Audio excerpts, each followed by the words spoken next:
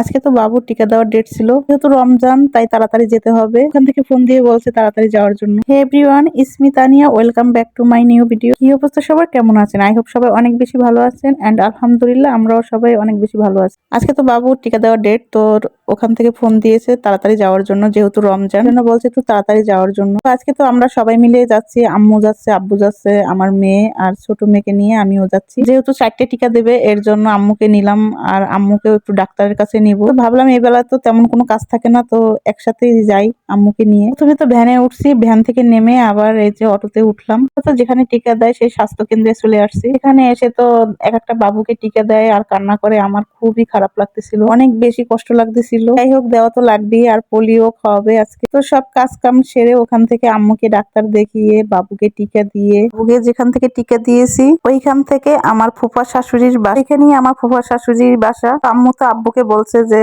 তার ননদকে দেখতে যাবে। এরপর তো আব্বু আমাদেরকে নিয়ে গেল ফুফা শাশুড়ির বাসায়, আই মিন আব্বুর বোনের বাসায়। যাই হোক, তারপরে তো আব্বু আমাদের ওখানে বসাইয়া রাইখা আব্বু বাজারে গিয়ে আসলে আমাদের কিছু জিনিস আনার ছিল, তো সেগুলো আনার জন্য গিয়েছিল। এমনিতে তো আমার বাবু অনেক বেশি কান্না করতেছিল বিকেল দিকে। তো আমাদের ইফতারিও বানাতে হবে, কারণ আমার ছোট্ট মেয়েটার রোজা রাখে, তো ওর কথা চিন্তা করে আমাকে ইফতারিটা বানাতে হয়। আসলে ইফতারি বানানোটা একটা আনন্দের ব্যাপার, আর আমি এই আনন্দটা আমার মেয়েকে দিতে চাই, তাই আমি চেষ্টা করি ইফতারি বানানোর জন্য। মোটামুটি এখন তেমন একটা কান্না করে না বাবু, কিন্তু সন্ধ্যার পরে যে এত কান্না করতেছিল কি আর বলবো, অনেক বেশি খারাপ লাগতেছিল আর অনেক কষ্ট লাগতেছিল। কিছু তো করার নাই, তো একটু জ্বরও আসছিল, আমি ওকে নাপা খাইয়ে দিয়েছি। ওখান থেকে বলছে নাপা খাওয়ানোর জন্য। প্রত্যেকটা মা বাবারই এরকম কষ্ট হয় এই টিকা দেওয়ার সময়, আমি জানি আমার মতন অনেক অনেক আপু ভাইয়াদেরও এরকম কষ্ট হয়। যাই হোক, আপনাদের ভাইয়াও তো বারবার ফোন দিয়ে বাবুকে খালি দেখতেছিল আর বাবু কান্না করে, সে ওখান থেকে অনেক বেশি কষ্ট পাচ্ছিল। তো আমি বলতেছিলাম যে আসলে কষ্ট পাইও না,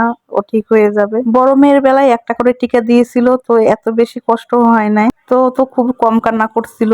এখন 4টা টিকা দিয়েছে, এর জন্য হয়তো অনেক বেশি ব্যথা করছে, এর জন্য কান্না করতেছিল। আর এখানে তো আমার আব্বা জানে ঘুড়ি বানাচ্ছে, পর্যন্ত তো অনেক অনেক ঘুড়ি কিনছে আর নষ্ট করে ফালাইয়া দিচ্ছে। এর জন্য তো টাকা চাইছিল ঘুড়ি কেনার জন্য, তো আমি তো টাকা দিই নাই, আমি বলছি পরে দিব।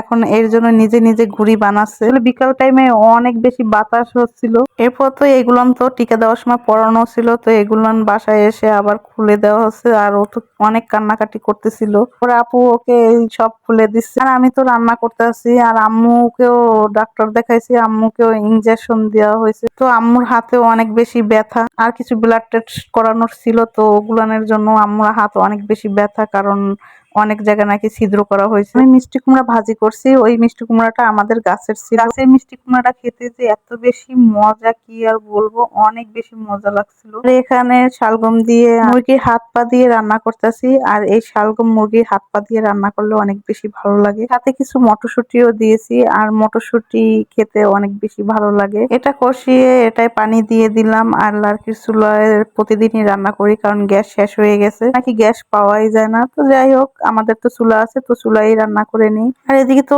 সন্ধ্যা হয়ে আসছে, একটু পরেই মাগরিবের আজান দিয়ে দিবে। তো আমাদের অনেকগুলো মুরগি, তো মুরগিগুলান আব্বু আম্মু মুরগিগুলান তাদের জায়গা মতন রাখতেছিল। এইদিকে তো আর মনে হয় 20 মিনিট বাকি আছে, তো তাড়াতাড়ি করে আমি বেগুনি গুলান ভেজে নিচ্ছি। উনি পেঁয়াজু আলুর চপ সবই আমি বাসাতেই বানিয়েছি। মেয়ে তো ফ্রেঞ্চ ফ্রাই খেতে অনেক বেশি পছন্দ করে, তো ওগুলো আমি বানিয়ে নিলাম। তো বাবুকে টিকা দিয়েছি, সেই ঝামেলা, আবার তো ইফতারি বানাতে হচ্ছে, রান্না করা লাগতেছে। যাই হোক, আমি এই যে বেগুনিটা ফুলকো ফুলকো করে ভেজে নিলাম, আর এই বেগুনিটা এত বেশি মজা হয়েছে, একদম মুচমুচে হয়েছিল। আমি বেগুনির ভিতরে কিন্তু মানে বেসনের ভিতরে কিন্তু আমি 2-1টা কালো জিরে দিয়ে দিই, আর কালো জিরেটা যখন মুখে পড়ে জিবাতে যে এত বেশি ভালো লাগে, আর ঘ্রাণটা অনেক বেশি সুন্দর। আমাদের গাছের মিষ্টি কুমড়া ফুল তো প্রতিদিনই আমরা খাই। এবার এত এত বেশি মিষ্টি কুমড়া ফুল খেয়েছি যে আর 2-1 বছরে না খেলেও চলবে। প্রতিদিনই 2টা 3টা 4টা 5টা করে ফুল ফোটে। কিন্তু আমি কলার চপও ভেজেছি, আর কিছু কলা আমি এমনি ভেজে নেব। আর এই তো